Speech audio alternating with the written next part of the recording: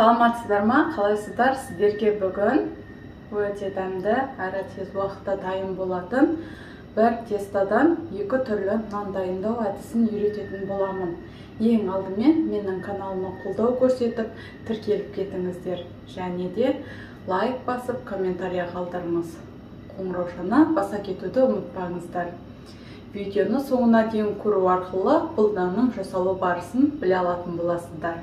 Бізге қажет болады сұйық май, су және де шекер, дрож, тұз қажет болады. Ең алдымен суымызды ыдысқа құямыз. Сұйық майдың 1 столовый ложкасын алып қаламыз, бетіне жағуға. Қалғанын құямыз. Және де құрғақ массаны қосамыз. Жақсылап араластырамыз. Енді ұн салып, жақсылап қамыр илейтін боламыз. Бисмиллахиррахманиррахим.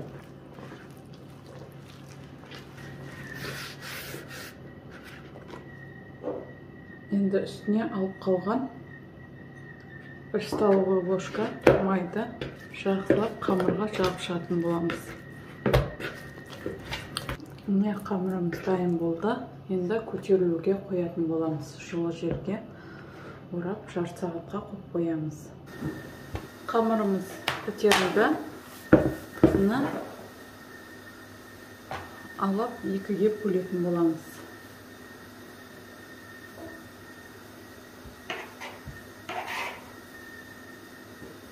Теңдетіп екіге бөлдім.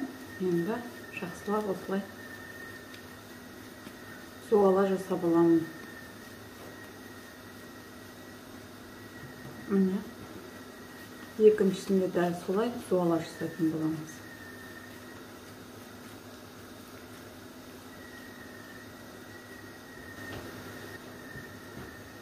Аздап ақырындап оқтаумен жаямын. Қатты жұқада емес, қалыңда емес, біркелкетіп жайып аламын өзіме керек мөлшерде.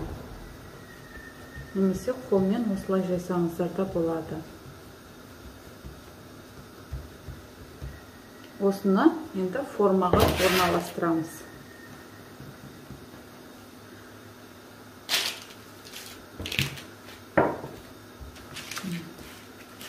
Ақырында формаға орналастырып алдым. Екіншісінде дәл солай жаямыз. Немесе батон түрінде істесеңіздер де болады. Батон түрінде істеу үшін ең алдымен қамырды жаямыз жақсылап.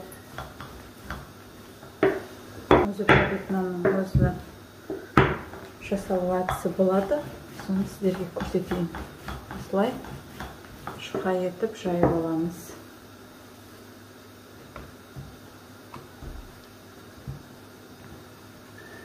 Осылай жайып алғаннан кейін ақырында ораймыз осылай. Қысып отырып ораймыз.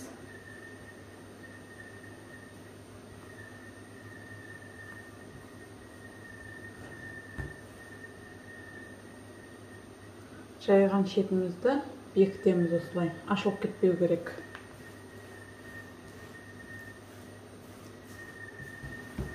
Енді осыны формаға салып көтеруге қоямыз.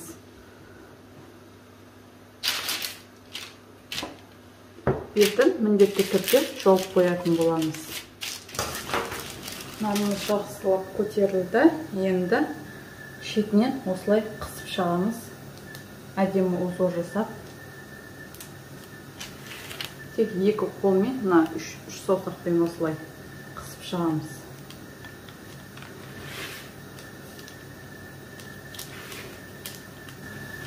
Міне қысып шықтым.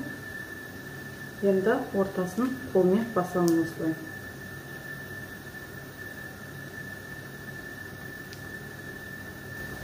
Вилкамен тесіп жіберсеңіздер де болады. Енді бетіне жұмыртқа жағамын.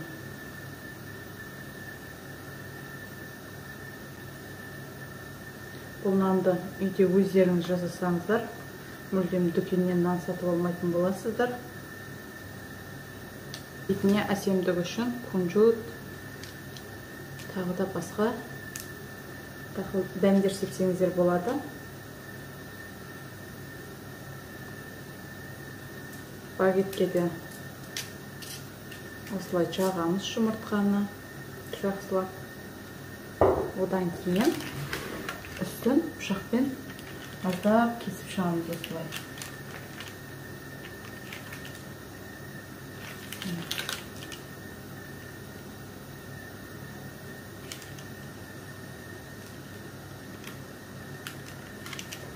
Енді қызып тұрған пеште пісіріп алатын боламыз. 180 градуста қызарғанша пісіріп аламыз. Міне нанымыз дайын болды.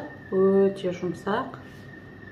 Тез уақытта осындай бір тестадан 2 нанды дайындай алатын боласыздар.